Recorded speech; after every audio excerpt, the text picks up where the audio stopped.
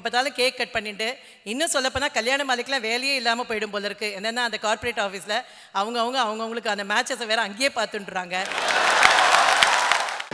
கல்யாண மாலை மோகன் சார், கங்க்ராச்சுலேஷன். 3.25 லட்சம் கல்யாணம் பண்ணியிருக்கீங்களா? நான் ஒரே ஒரு கல்யாணம் பண்ணி என்னால் ஒழுங்காக. அந்த பையன் வேற யாரும் இல்லைங்க, நான் தான். அந்த தாய் வேற யாரும் இல்லைங்க, எங்கள் அம்மா தீப்ரமன். இங்கேயும் வந்திருக்காங்க. மோகன் சார் வந்து இன்னும் கொஞ்ச நாள் கழித்து ஒரு வேளை இதெல்லாம் நடக்கும் பொழுது அவர் வந்து சொன்னாலும் சொல்லலாம், நீங்கள் மனதுக்கு விரும்பின மாதிரியே உங்களுக்கு பிசிஓடி இல்லாத பெண்ணும் இல்லைன்னா வந்து சுகர் இல்லாத பையனும் கண்டிப்பாக கிடைப்பாங்க.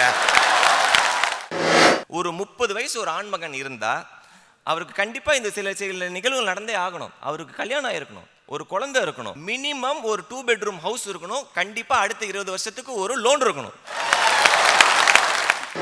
அவ நடந்து போற போது பக்கத்துல ஒரு பூனை விருட்டுன்னு ஓடி ஒரு இலை அசந்ததுன்னு வச்சுக்கோங்களேன், பின்னாடி எவனோ வரானோன்னு நினைச்சு உயிரே போயிடும். ஆணும் பெண்ணும் சமமா?